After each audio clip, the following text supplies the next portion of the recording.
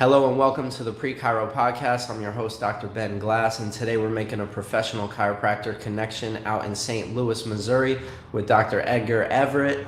Dr. Edgar, can you get us started by just introducing yourself, maybe letting us know what's going on with you today, here, now, present moment, and then also, after you've done that, reflect back on what it was that attracted you to become a chiropractor. Let us know what that pivot point was in your life that led you down this path. Absolutely. First off, thanks for having me. I really appreciate it, man. I'm excited to be here. Anytime I get to talk about chiropractic is a good day for me. So, I'm on the chiropractic team and everybody's family in the chiropractic world. So when somebody reaches out to me, man, and they want to talk about chiropractic in any form, I'm there. So I really appreciate you having me. Yeah, a little bit about me. I've been in chiropractic since I graduated in 2006 from Logan.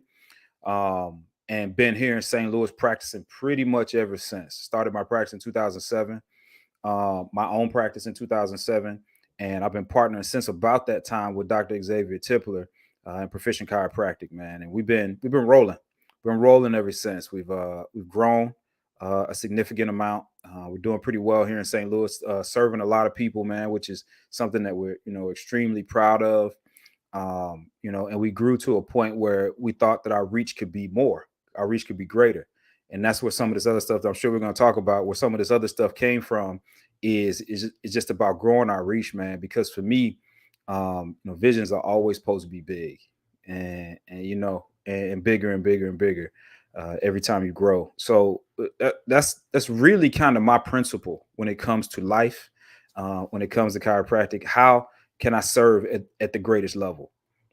That's where that's kind of my root, and that's really my foundation for everything that I get into, whether it's being a dad, being a chiropractor, being a citizen of the city of St. Louis. It don't matter, man. Whatever it is, it's about serving as best as I possibly can. I decided to become a chiropractor when I was in high school, so really early, relative to most people's story, especially for somebody who didn't know what a chiropractor was in high school. I didn't have a chiropractor in my family or anything like that. So when I was a junior in high school, I met a chiropractor who was he was packing up his car, loading up his truck, and with suitcases and all this stuff. And I'm like, man, where are you going? He said, I'm going to China for 30 days. And in that moment, I told him, I said, whatever it is you do for a living, that's what I want to do. And because I knew I wanted that lifestyle at the time. I knew I wanted to be able to do something that would afford me the ability to be able to travel the world. I always knew I wanted to do that. Now, when I got in the undergrad, I worked for a chiropractor, and that's when I saw what chiropractic actually was. I got a chance to be in the office, man. It was the first time I had ever been in healthcare and saw people happy, and that really had a huge impact on me. And that's when I really decided this is what I want to do with my life. And the rest is history. Can you maybe speak to that high school student with a shared background that you have? Maybe touch on your background, your upbringing, like Sure. where you were spending time at. Were you in the church? Were you in a sports team? Yeah. What type of community you grew up in? Maybe speak to that high school student or that college student who doesn't have a lot of exposure to chiropractic. Maybe bring them into the fold as you maybe posing as their guidance counselor for the moment. Sure. Yeah, man. So I grew up in the St. Louis area, man. I grew up in East St. Louis and Belleville, which is kind of a suburb on the Illinois side of the river of St. Louis. And early on, just not a lot of exposure, not a lot of opportunity. A tough neighborhood, a tough environment. Luckily, when I got a little bit older, we were able to move into a better neighborhood, into a better environment, and I was really able to get a good education. That education was a good foundation for me, because I learned some principles about what education can bring to you, right? What doors it can open for you, and having some good teachers that really impacted me, man, and said and spoke into my soul at certain grades, to really keep me moving forward, man. I'm very, very thankful for those people. But understanding what education can do for you, and the opportunities it can afford you, is a principle that I think that a lot of people really need to understand, especially when you know how to navigate education. And luckily, I fell upon a path that fit perfectly for me. So in a lot of ways, I really feel blessed to have been exposed to chiropractic at such an early age. And I'm a very decisive person. I'm not really a maybe this, maybe that, I don't know kind of person. So when I decided I wanted to be a chiropractor, that was it. There wasn't really much else to think about, and I'm glad that that fell into alignment for me. That being a chiropractor fell into alignment for me. And the main thing I would say to somebody who grew up in a similar situation as I did is always keep your eyes open for opportunity and understand that opportunities can be found anywhere, and that it doesn't necessarily have to be the education route, because that's not the perfect fit for everyone, but everybody has opportunities, and opportunities you know uh, fall in front of you every single day. It's just being aware and being open and being set, and being set in a place where you understand that the decisions that you make, will direct and guide your future. And if you understand that the decisions that you make, not the decisions people make for you, or not the things that happen to you, but the decisions that you make direct and guide your path and your future. When you take ownership of that, man, the world changes. Everything opens up to you. Absolutely. And I would love for you to dig a little deeper down into a comment you made about navigating the education pathway. Obviously, there's many pathways. You don't have Sure. to go to college and get a degree and then go to graduate school and become a doctor. But if this is your path, can we bring some more intention into that path? So Sure. we're giving attention to it, but intention. How can somebody be intentional about how they walk this path with a pointedness about it, a Yeah. specificity? Specifically with chiropractic, right? Yeah. So there's a couple things to really know and understand. I think the first thing is, if you're young, you're in high school, is to expose yourself to chiropractic. Make sure it's a good fit for you, right? You walk in, chiropractors are generally friendly people, generally speaking. So walking into a chiropractor's office and saying, "Hey, this is something that I'm interested in. Can you tell me more about it?" They're going to be happy to share with you, right? If not the first chiropractor, definitely the second one will be 100% happy to share with you, their chiropractic experience, what chiropractic is, how our office functions, really help you. They'll be excited. They'll be excited to serve. So that's why we get into this profession, is to serve. So they're excited to serve. If someone, in the 10th grade says that this is something that I'm considering, and they will help you. They will help you on that path. So the very first thing is to get yourself exposed to chiropractic, to have some idea that this is what you might want to do. Then from there, understanding that there's a lot of years of education to become a chiropractor. Understand what you're getting yourself into, because it's a long road. That's not an easy road from an education standpoint. Chiropractors are, it's intense for all of us chiropractors. We know it's intense relative to other education, other forms, other areas of education, including medicine. Chiropractic is more intense than medical school, uh, and it should be, for a reason. The thing is, what we do and what we help to manifest in people's bodies requires that level of training. It requires that level of rigor, right? I always say I like the fact that chiropractic school is difficult, because chiropractic is not for everybody. Everybody shouldn't be a chiropractor. So I like that there's a little bit of a filter, in the education, and how long it is and how difficult it is. So understanding how difficult it is first, is really, really important, and how long it is. And really being honest with yourself about whether or not this is something you want to get into. Because once you're in it, you're in it, and it doesn't stop. Doc, it doesn't stop. Chiropractic school is nonstop until it's done.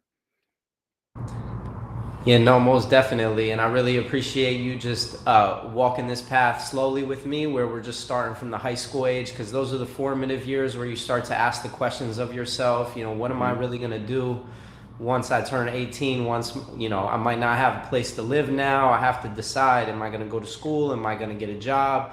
And it's really a crossroads. And I think having people such as yourself touch people at this age is what we need more of in the world. So as we walk down this path, we've got a person, they've got familiar with chiropractic, the premises, the principles, the practices. They've gone and shadowed and gained exposure and done observations. Matter of fact, let's just start there with because you did touch Yeah. on that. When they go to an office, how can they really approach the office in a granular fashion where they have maybe a checklist of 25 things that they're not going to get all in one visit? They're going to have to go back. It's a process. They might have to start receiving care, observing care being delivered, observing day ones, day twos, the front desk. I know I'm rattling some of them off, but I'm just wanting to get you started so you can kind of take it and run with it as far as how you would instruct somebody to enter into your practice, given the specific ways that you practice. Yeah, at the high school level, a lot of that stuff is all going to be foreign to you. It's all going to be unfamiliar. So I would say do a little research, before you go visit a chiropractor, right? And come up with a list of questions, kind of like you were alluding to. Come up with a list of questions to ask the chiropractor, so that you can, kind of really familiarize yourself in the areas that you're unfamiliar. If because a lot of it's going to be foreign, especially if you don't have a lot of exposure to chiropractic, like I didn't. Um, and so, just doing a little bit of research. I actually, at the time, I tell people I went to the library when I met this chiropractor. Next week, I went back to school and I went to the library. For you kids, that's the place where books are. So I went to the library and they had this big, thick book of occupations. And so I flipped it to chiropractic and I read about what a chiropractor was. I read how much they make. I read like, where the most chiropractors are in the country, like all where the schools are. So I educated myself on, what chiropractic was, from that standpoint. And so I had a little bit of information. By the time like I said, the year and a half later, I went to undergrad and I was able to work in the chiropractor's. Well, I was able to approach a chiropractor. The way it happened was he was marketing at one of those little kiosks in the mall. And I walked up to him and said, "Hey, this is something that I'm interested in doing. I've read a lot about it. I think this is what I want to do." And he said, "Well, you want to learn more?" So I went to his office, and it is a lot of asking questions, like you were saying, Doc. What is this? What is that? What exactly is it that? Can you explain to me what it is chiropractors do? Why do you need assistance? What is that piece of machinery for? Asking all of those questions is really, really a way to understand. Because the whole point, and I think that what we're both saying is, you want to be sure and you want to make sure that you understand what it is chiropractic is before you really, because you want to make an educated decision about how you spend the rest of your life. So asking all those questions up front is a really, really important. And then looking for an opportunity to immerse yourself in chiropractic, right? And so for me, the opportunity was that he needed somebody to replace him at that kiosk in the mall. So that's what I ended up doing in the evenings and on the weekends is doing that marketing, which I did not know. Fast forward, 10 years later was going to be real, real helpful. I was at that kiosk trying to get people to discover chiropractic, and so immerse yourself in chiropractic, and in that way, then you'll really be able to tell whether or not this is something you want to get into. Most definitely. I love that example of being in the mall Hmm. because there's all different types of people, probably people that knew you or that you saw people that knew you. And now all of a sudden they're seeing you from a different angle and you're representing not only yourself, but this office and the profession. Hmm. And there's a lot probably going through your head when you're not talking to people because when you're at a kiosk in the mall, you're probably not constantly busy. You have to Right. create that for yourself. You have to create that possibility. Hmm. Uh, One of the things that I'm encouraging students that are tuned in here is to start their own pre-Chiro club on their college or high school campus and get an experience of what it's like to represent. This is obviously after they've gone through some of the basic fundamentals and practices and observations and experiences that are super important and critical. But can you maybe give some words of advice or speak from experience of what you did to start something fresh, brand new, and grow it? So starting the club and then growing the club and Hmm. creating a culture on that college or high school campus, or in your instance, probably practice in your community. Yeah. Doc, it all starts with being able to effectively communicate. When you can effectively communicate your why and your why/purpose, right? When you can effectively communicate those things, then people have a clear understanding of what they're getting involved in, right? They can make a good decision about whether or not this is something that they're attached to or not. which is exactly what you want. You want to be able to say, my plans are to become a chiropractor. I'm learning a lot about this profession. I'm starting to really kind of fall in love with it. I think this is something that a lot more, people at my young age should really be exposed to, because there's a lot of opportunity in chiropractic. There's a lot of opportunities around chiropractic, right? You don't have to become a chiropractor, but there's a lot of opportunities around chiropractic. And so what I'm doing is I'm helping, other teenagers, other high school students, other college kids to get exposed to, such an amazing profession. And when you're able to communicate chiropractic in a fashion that they get that, they at the very least they're interested, right? And now that they're interested, you bring them in and you can expose them, even more to what it is that we get to be a part of every single day. What are some creative examples or creative structures that we could put in place to make it easy for pre-chiro clubs to function in a way that is inclusive? It's attracting people from different groups, but it's also proactively encouraging students to be proactive in their efforts of gaining experience. So every student that's involved in the club has a role. You don't have just like the 2 or 3 people that have titles that are doing all the work, and then everyone that just shows up for a club meeting is kind of passively just listening to them share things from the front of the room. But it's actually inviting everybody to get involved and creating a team-like atmosphere where we're all working as a team. If you could maybe just relate to that for a moment, please. Yeah, I think common goal is a common stated goal is really, really important. You don't want to, form a club or organization with no real direction, right? Because if you don't really have any direction, then you fall into that pattern. And many clubs, like you were talking about, Doc, they have, the president, the vice president, the treasurer, and then everybody else is just kind of there. And they stand at the front of the room and they do all the talking, and and then the meeting's over. That's what happens, right? But when you have a common goal, when there's something that you're trying to achieve, now you can put the framework together to be a team. Because when you know what it is you're trying to achieve, now you know all the angles that it needs to be attacked from. When you have all those angles that it needs to be attacked from, you know all the people, you know the positions basically that you need on your team, which is going to be more than 1 or 2 or 3 people. If you have a really good goal set, right? If there's something that is some way that you're trying to serve or something big that you want to accomplish, then there's going to be a lot of work to be done. If there's not a lot of work to be done in the goal that you set, it's probably not a big enough goal.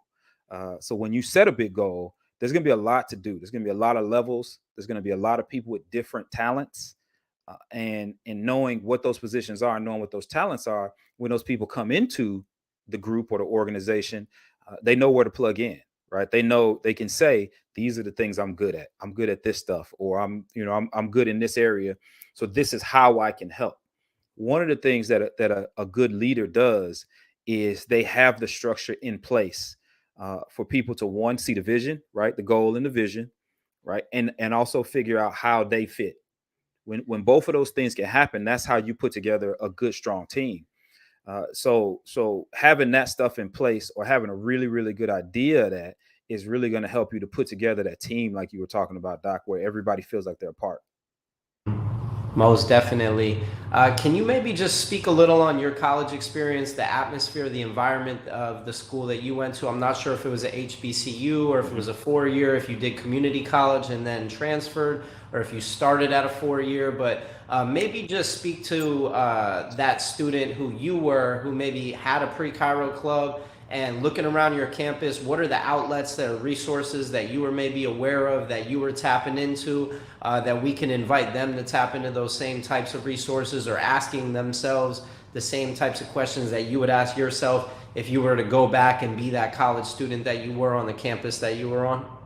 Yeah. So how I got to college. So I'm a pretty much a first generation uh, college kid. The funny thing is that my mom and a bunch of aunts and uncles all went to college, but they all kind of graduated after I did, right? After me and my cousins around the same age. So me and a couple of my other cousins are really first generation in higher education. And so we didn't really know what we were doing. So what happened was, I was a basketball guy. I played basketball, and I was being recruited at a number of schools, small schools, around the country, and one of the schools was up near Chicago, and so we were up in Chicago, and I did the tour, did all of that stuff, and we were driving down Highway 55, and I was asleep in the back seat, and my aunt said, "Hey, you want to check out this school?" As we were passing this school, and I was like, "Nah, I'm good." And she was like, "We're stopping." And she got off the exit. Her and my mom were, in the front seat, and we got off the exit, and that's how I ended up at Illinois State University. Just like that, we came in. We met this awesome administrator who took care of me. School was paid for because I did well academically. So I fit into, I checked a number of boxes that allowed for me to be able to get my undergrad, totally covered, which is a blessing. Um, and from that, I guess I was like, I guess this is where I'm going to school. So I attended Illinois State University, which is a big university relative to, most schools around the country. Um, we're and African Americans are by far the minority at a university that size. So it was, it wasn't something that I wasn't unused to, I wasn't that I experienced before, because that's kind of the environment that I was coming from.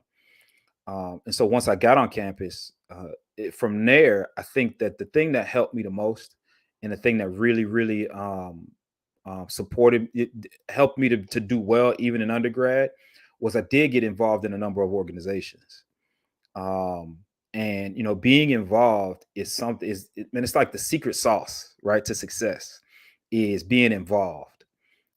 Because it puts you in the right space more often than not, right, to keep you out of trouble, especially when you're that young, you got all that freedom. So I was in a number of clubs, and when you're in those organizations, you're around like-minded people.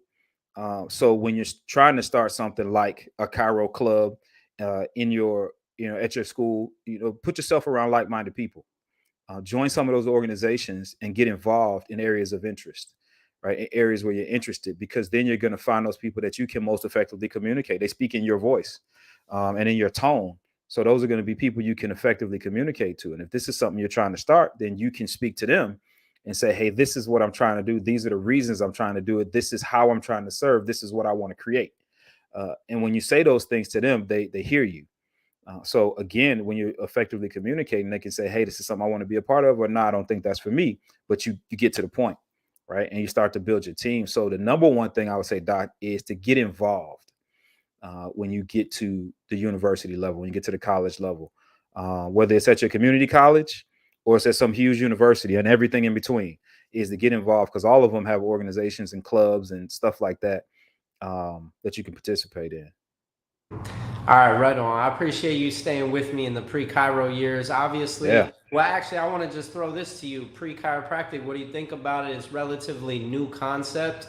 It's a relatively new segment and population that most people have never truly thought of in a level and layer of depth and detail that I'm proposing that we need to. To me, it's the primary subluxation in our profession, to ignore that birth process of birthing somebody into chiropractic education, which has all of its pitfalls, challenges, surprises, confusing moments, emotional moments, stressful moments, the amount of tests coming at you, the amount of new concepts coming at you, the amount of different types of people around you.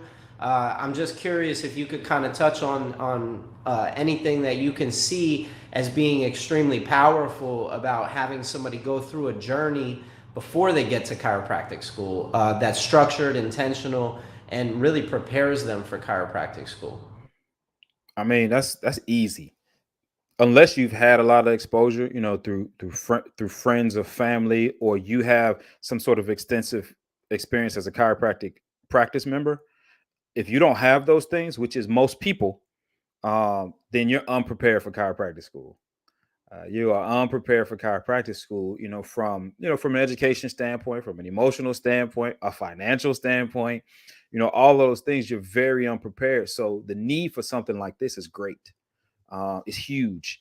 Because chiropractic school is a struggle for a lot of people, and I think we can reduce that struggle, right? We can create and build more successful chiropractors by helping them to be better prepared for the journey that they're about to go on. So I think that what you're talking about, Doc, is amazing, and there's a great need for it. Because for me, like I said, I was lucky in that I got to work in a chiropractor's office before I went to school. So I had some idea, but I was nowhere near prepared, right? And so most of us that come into chiropractic don't even have that. They don't have that basic understanding. They chose chiropractic because they had another friend that was going to chiropractic school, or they had a very limited amount of care from a chiropractor, or there's a bunch of reasons that aren't, I know a lot about chiropractic, that's why I'm going. So which chiropractic is a little unique in that way. So you get a lot of people who are very, very unprepared as they go on a very, very difficult journey. I just feel like it would really help people on that path once they get on it.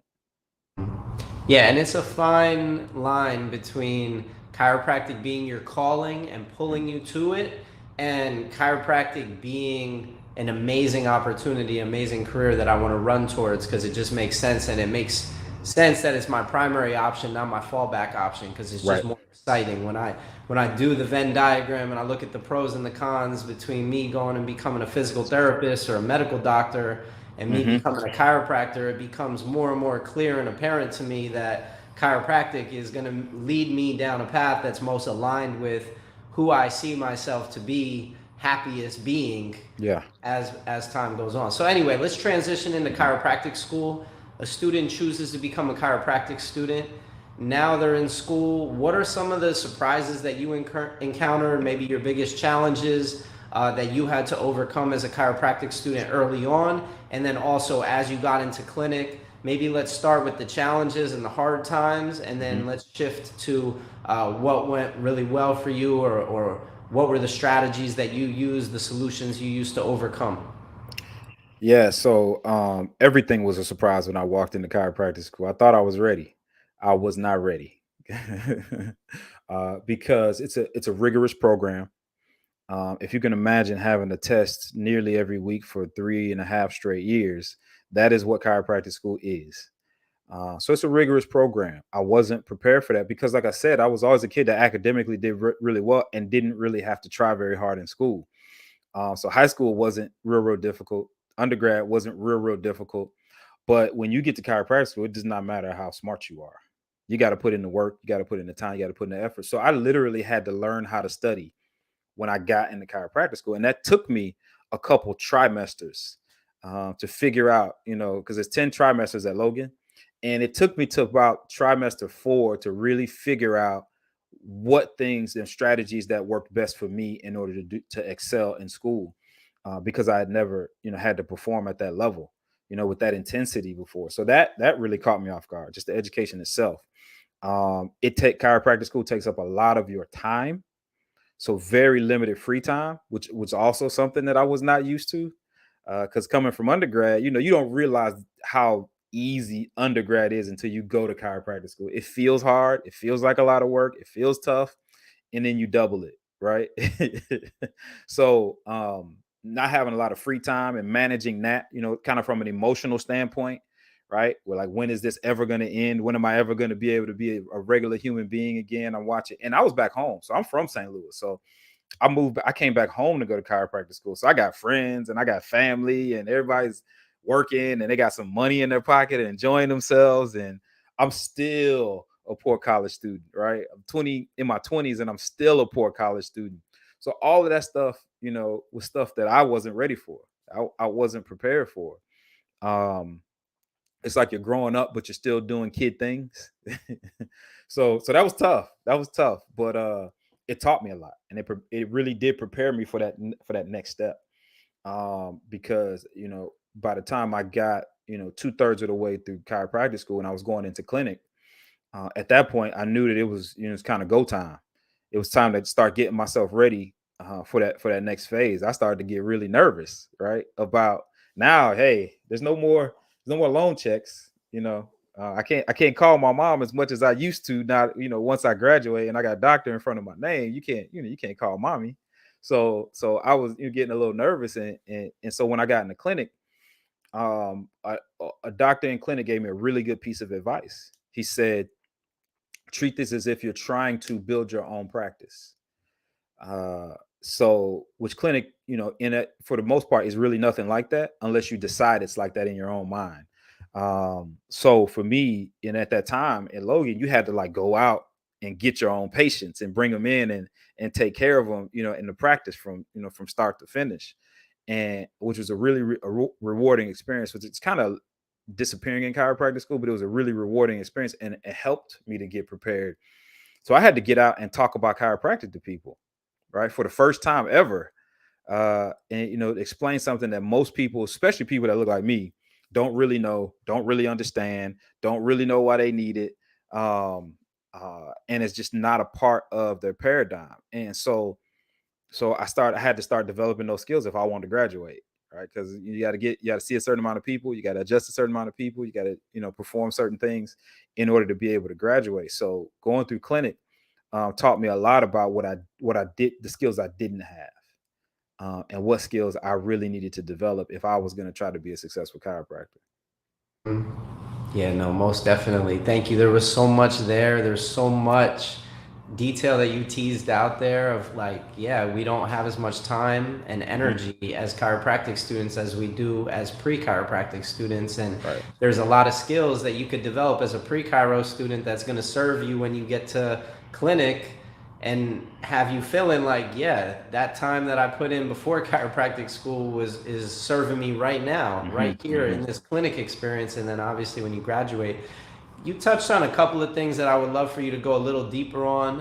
Sure. One was that you had to learn how to study. If you could maybe give a little bit of reflection on a deeper layer to that, of like maybe some strategies that you developed for you. Yeah. And then also people that look like you don't really have a familiarity with chiropractic, and you going out as a black doctor, the type of mentality, mindset, but also just how people can relate to you differently.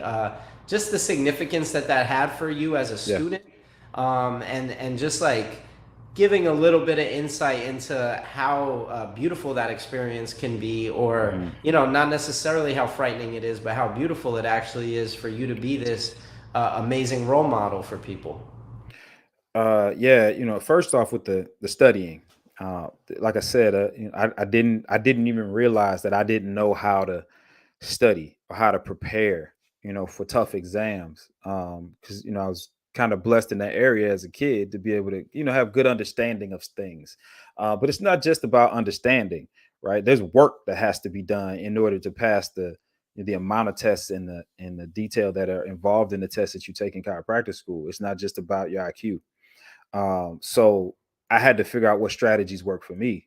The main one was studying ahead of time, well ahead of time, and spreading that work out was a concept that was foreign to me. For me, it was at max 2 days before a test. That was maximum for me my whole life.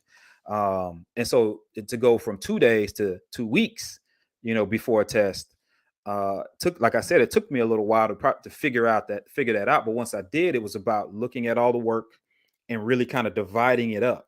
So what I would literally do was, if I had 50 pages to study, for example, I would say, all right, I look at the calendar, I got 10 days. So I got to get through these 50 pages in 5 days. So I'm really going to study 10 pages a day. So now when I'm done at day 5, for the next 5 days, I can go through the stuff that I had a little more of a tough time with and just kind of breeze over the stuff that was easy for me. So that was my strategy for studying for tests. The things that were difficult for me, I would dedicate, most of those last couple of days to, and parse out and push out the stuff that I really understood and that I really didn't have to spend a lot of time on. And for me, that felt like a good way to kind of break it down. So that's how I studied, was making sure that I gave myself enough time to really go through that. And then for those things that were difficult for me, I was a note card, index card person. So I would write the concept on the front, put the details on the back, and literally memorize those details that I felt like were important under each one of those concepts, depending on what the subject was. So that's what would happen for me in those first 5 days. Using this example, in those first 5 days, I go through those 10 pages and just be making crazy amount of notes on note cards. So I use a pack of note cards for one test. So it'd be this thick, and I would just keep it in my back pocket. I just carried it in my back pocket. So If I'm riding in the car, I flip through the note cards. If I'm in a class where, just wasn't as difficult, I'm flipping through these note cards.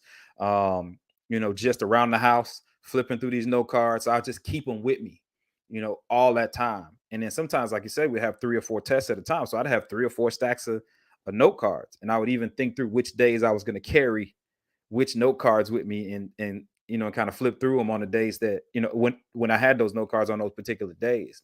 So that was a strategy that really, really worked for me, because I'm a person that needs repetition, right? There's concepts that I can grab and understand really quickly, but information that's disorganized, information that just doesn't make sense, kind of can't be told in a story, I have more of a difficult time with.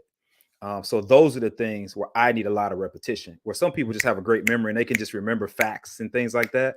That's not how my brain works. Before I decided to become a chiropractor, I wanted to be a history teacher, but it was because that's where my mind, performed the best. I performed well with stories. So I love history for that reason. Now, you put me into biochem or microbiology, where if you really break it down, it's just facts, right? It's a bunch of facts. Those were the classes I had more difficult times with. So, and that's most of what chiropractic school is, unfortunately. It's facts, just facts. So chiropractic school was a lot more work for me. And that's how I got through, being able to study and being able to kind of master that strategy.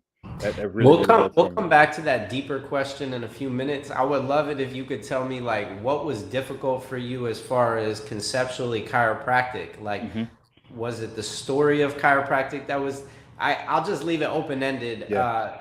What was difficult for you when it came to like the study of chiropractic? I'm not talking about chiropractic school. I'm talking about Yeah. the study to become a chiropractor, because there's a lot of people Hmm. that become doctors of chiropractic and do things that are related to chiropractic, but then there's people that become chiropractors, and it seems to me like Yeah. you're a chiropractor. Yeah. So maybe you can make that distinction in your own words, but maybe just Sure. talk about what was easy for you and what was difficult for you when learning chiropractic. Sure. That was another area where I was blessed. Chiropractic was never difficult for me at any point. From try one, I got it. I understood it. Because I'm a visual person, and a lot of people don't understand that in order to be a really good chiropractor, visualization is really important. And some people's brains don't work that way.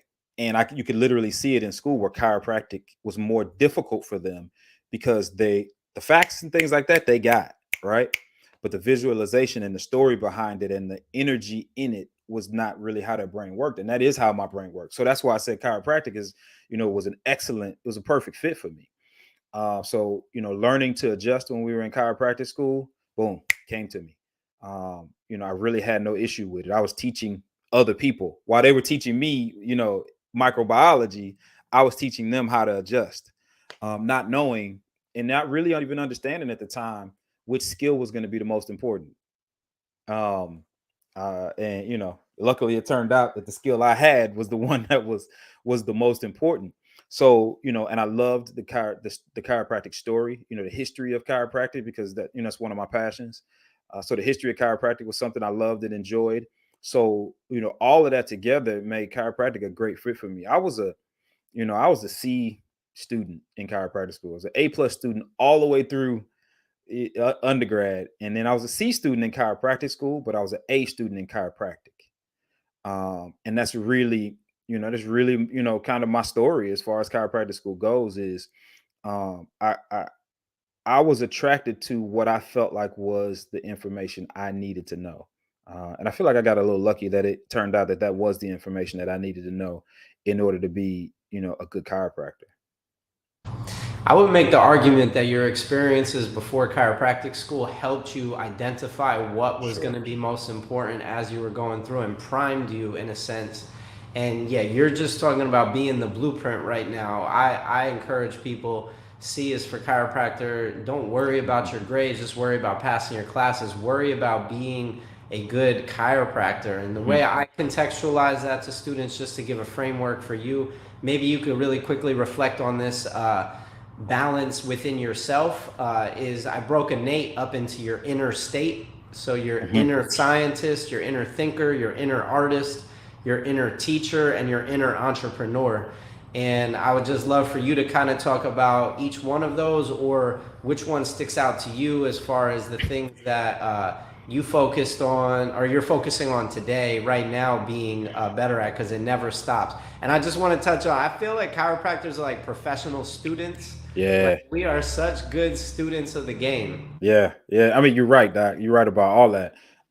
And my interests and my development has shifted over the years. Right, there were some things that I felt like were really, really important getting into practice, and I realized that they were important, but they weren't, the only things that were important. Because when I've always been considered myself a hard worker, so I applied that to chiropractic when I graduated, is to get out and just work as hard as I can. And so for me, that meant bringing in as many practice members into my practice as I possibly could.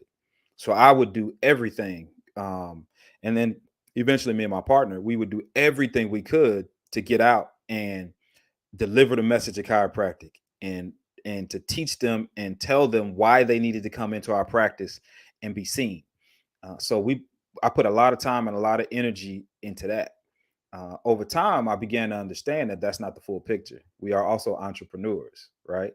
So I was being a chiropractor through and through, for the first number of years of my practice. And then, the like I always say, the input wasn't matching the output. So I'm working all these crazy hours, and seeing all these people and growing this practice. And really, really, from a chiropractic standpoint, really, I felt like having an impact on my community, but the output wasn't matching the input, right? From the business side of what it is we do, just wasn't there like I felt like it should have been. It didn't match. And so then I began to put a lot more energy into getting those to match, right? Continuing to serve the community at a high level, but how do we financially benefit from this as well so that we can continue? Because what I didn't understand was that's the next level of growth in chiropractic, right? Is to be producing at a high level financially so that you can create more opportunity. Because when you're creating, when you're doing well financially, you can create more opportunity if that's where your heart is, right? Money just makes you more of what you are, and if your heart is to serve, then you serve at a higher level when you get more finances. And that's what's been happening, for me and for us in our practice, is we're getting more finances, so we're able to have more staff, bring in more doctors, help other doctors open more offices of our own. So now what happens is I'm serving chiropractic at a higher level because my hands can only adjust so many people. But if I can create other opportunities in chiropractic, now the masses, as we say a lot in chiropractic, get to be served. And so it was really gaining that understanding, especially coming from a culture where, incorrectly, we think the harder you work, the more you'll be financially rewarded, when that's not true at all. So You took the word out of my mouth of culture. I was wondering if you could speak to the history of the culture, the present moment culture, and then the future culture in your own, through your own lens. yeah, How you see the culture having come from, where it's at now, and where it's going. yeah. Being a chiropractor, and being black first, it's a different experience. It really is a different experience in chiropractic for me, because one of the examples I give is, 90+% of the people that we see have never seen a chiropractor before. That is very uncommon in chiropractic. Typically, we recycle. When you look at chiropractic overall, it's a group of people that are really being recycled. So a lot of people have been to a chiropractor before, right? I used to go to chiropractor and I moved. I didn't like that chiropractor anymore, so I came here, right? My job changed, so now I work on this side of town and you're closer. So that's typical in chiropractic. That's atypical in black chiropractic. Most of the people that come into us don't even hardly know what chiropractic is. They came in because their sister feels better coming here. That's it, right? They came in because they met us at a health fair. They came in because the brother-in-law had a backache and he had sciatica, and now his sciatica's gone, and I have sciatica, so I don't want to get injections and I don't want to have surgery, so I'm here. That's what happens.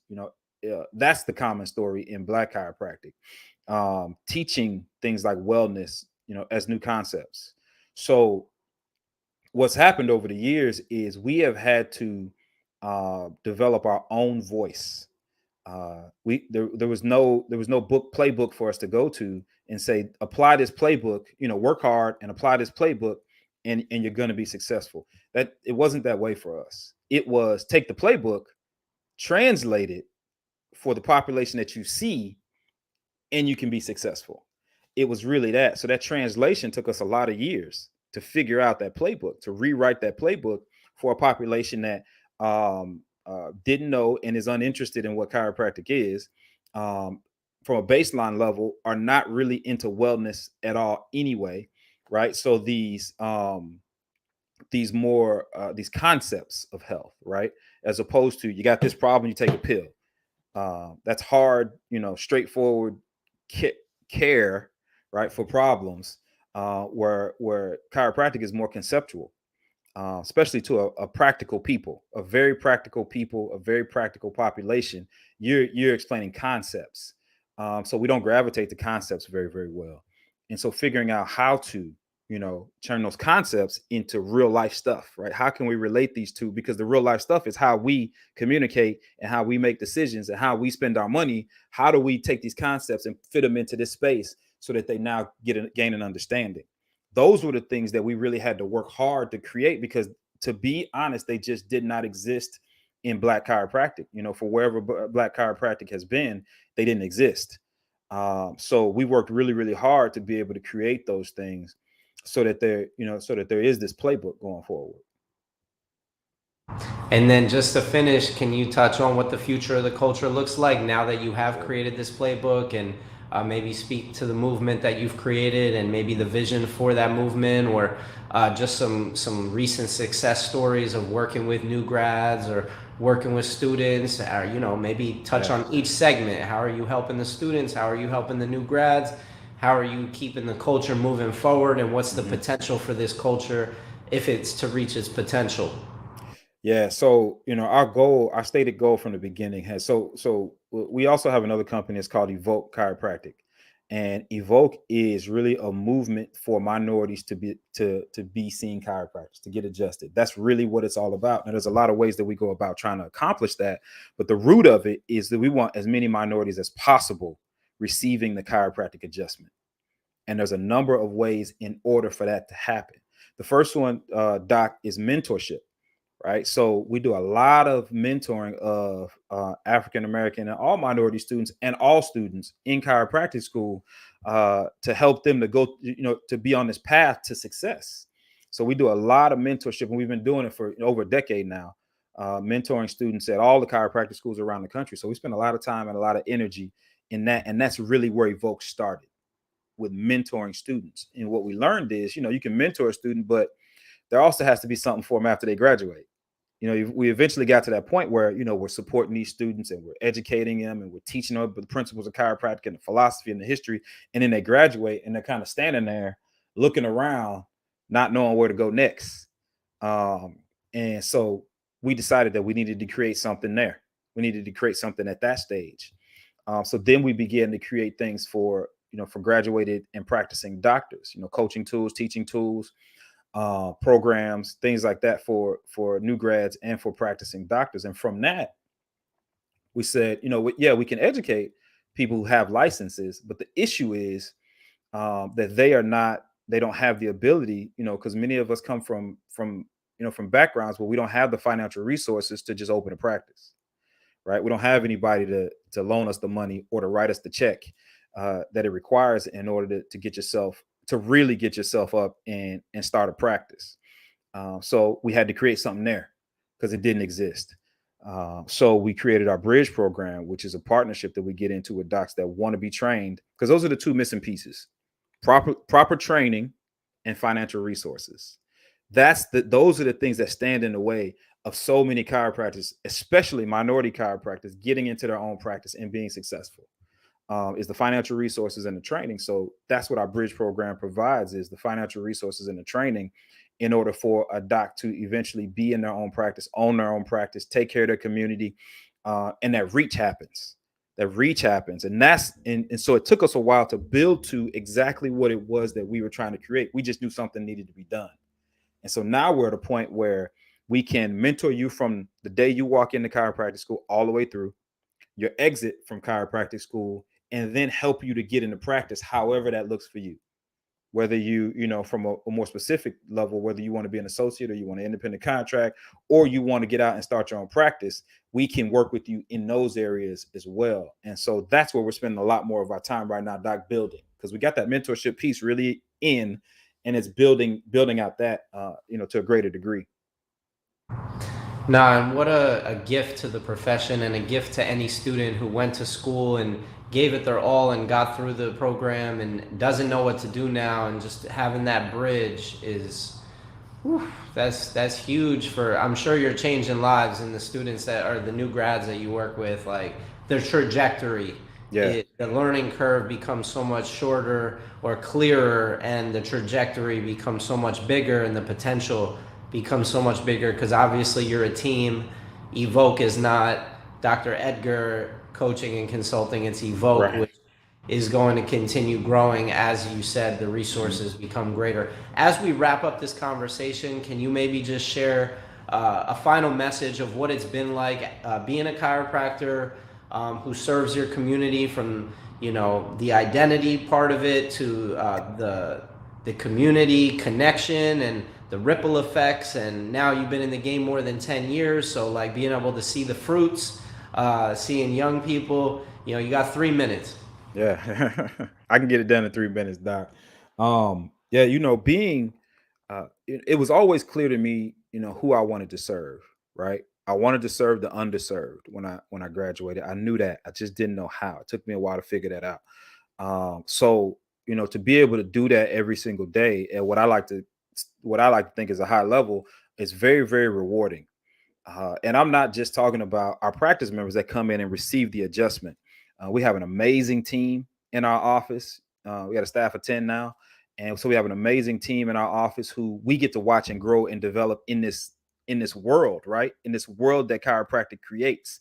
They get to be cultivated in that world. So, and these docs that we have in our office, we watch them grow as chiropractors. Their chests kind of puff up as they learn and they experience things. And we're a very busy office, so they're kind of thrown into the fire, and they really, really come out of it stronger. And so being able to create all these things in chiropractic in the minority community, for me, is extremely rewarding, Doc. And it's something that I appreciate every single day. And it's the thing that I want every minority chiropractor to be able to experience. And that's the big deal, as far as us moving forward and pushing the culture forward, is for a chiropractor to not just be a job that pays your mortgage, right? For you to understand how it can be a way of life for you, a way of life that affects you in every way, and really touches all the people that come into your office, and really touches your community, and is distinct from everything else going on in your community. Chiropractic is distinct from everything else going on in St. Louis. And when people walk into our office, we want to make sure that they feel that, right? And I want every chiropractor, period, but specifically as far as my mission goes, every minority chiropractor to be able to create that for someone who doesn't get that, who isn't experiencing that, who's living a life outside of this wonderful place that exists, where there's love and there's happiness and there's hope. So for me, that's really what it's all about, Doc, is being able to do that for each and every person that I come in contact with. That's love. That's love. Well, anyway, listen, I appreciate you sharing with any students we could connect to this message. It's a blessing, and I hope you have a wonderful day, my brother. Thank you. Thank you so much. I appreciate you.